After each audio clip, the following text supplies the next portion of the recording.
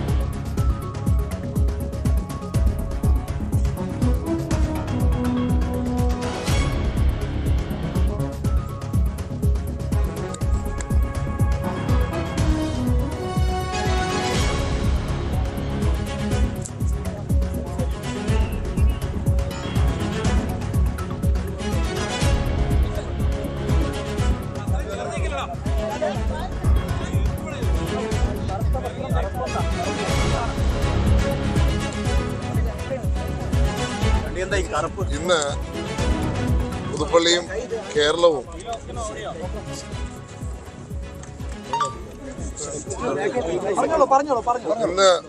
കേരളവും ഇടതുപക്ഷ സർക്കാരിനെതിരെ വോട്ട് ചെയ്യുന്ന ദിവസമാണ്.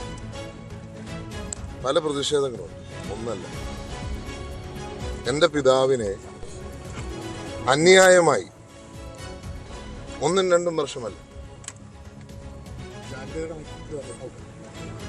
9 വർഷക്കാലം ഈ സർക്കാർ പ്രതിപക്ഷത്തിരുന്നപ്പോഴും ഇവരും വേട്ടയാടിയത് മാത്രമല്ല, വേട്ടയാടൽ നേതൃത്വം കൊടുത്തവരെ സംരക്ഷിക്കുന്നു. അതിനെതിരെയുള്ള പ്രതിഷേധമുണ്ട്, ഒരു സംശയം വേണ്ട. അത് വലിയ പ്രതിഷേധമാണ്. പുതുപ്പള്ളിയുടെ മനസ്സിൽ, കേരളത്തിൻ്റെ മനസ്സിലേറ്റ മുറിവാണത്. പുതുപ്പള്ളിയുടെ മനസ്സിൽ ആ മുറിവ് ഇപ്പോഴും ഉണങ്ങി. ആ ഒരു വേട്ടയാടൽ ഞങ്ങൾക്ക് പലതരത്തിൽ ഞങ്ങളുടെ മണ്ഡലത്തെ ഫണ്ട്സ് തരാത്ത രീതിയിൽ ദ്രോഹിക്കുന്ന തരത്തിൽ ഉൾപ്പെടെ ഉള്ള വേട്ടയാടൽ നടന്നിട്ടുണ്ട്. പിന്നെയും ഞങ്ങളുടെ വികസന പ്രവർത്തനങ്ങൾ തടഞ്ഞിട്ടുണ്ട്. അതും പ്രതിഷേധമാണ്. ഒപ്പം ഞാൻ കയറിയതിനു ശേഷം 9 വർഷം ഞങ്ങളുടെ തൊട്ടപ്പുറത്തോട്ട് ദുബൈക്ക് ഒരു സൂപ്പർ സ്പെഷ്യാലിറ്റി ഹോസ്പിറ്റല്, ആ ഹോസ്പിറ്റൽ ഇപ്പോഴും അങ്ങനെ തന്നെ നിൽക്കുക. ഞങ്ങളുടെ പാലങ്ങൾ അത് ഇപ്പോഴും തൂളിൽ നിൽക്കുക. ഉമ്മൻചാണ്ടി സർക്കാർ എവിടെ നിർത്തി അവിടെ നിൽക്കുക. അപ്പം വേട്ടയാടി മാത്രമല്ല, ഈ മണ്ഡലത്തോടും കാണിച്ച അന്യായങ്ങൾ ചെറുതല്ല. ഞങ്ങളുടെ സിവിൽ സ്റ്റേഷനിൽ എൻ്റെ പണി തീരാത്ത ഒരു സിവിൽ സ്റ്റേഷന് എൻ്റെ പിതാവിൻ്റെ പേരിട്ടു.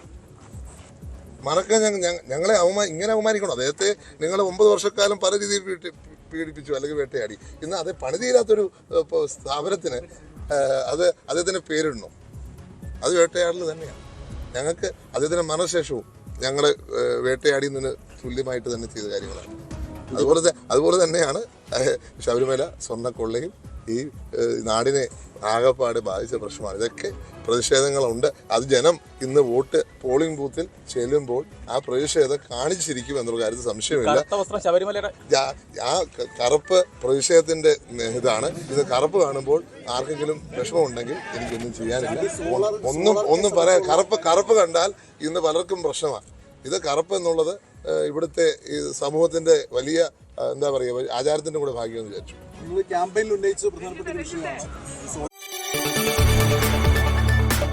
കൂടുതൽ വാർത്തകൾക്ക് News 18 Keralam YouTube channel subscribe ചെയ്യുക.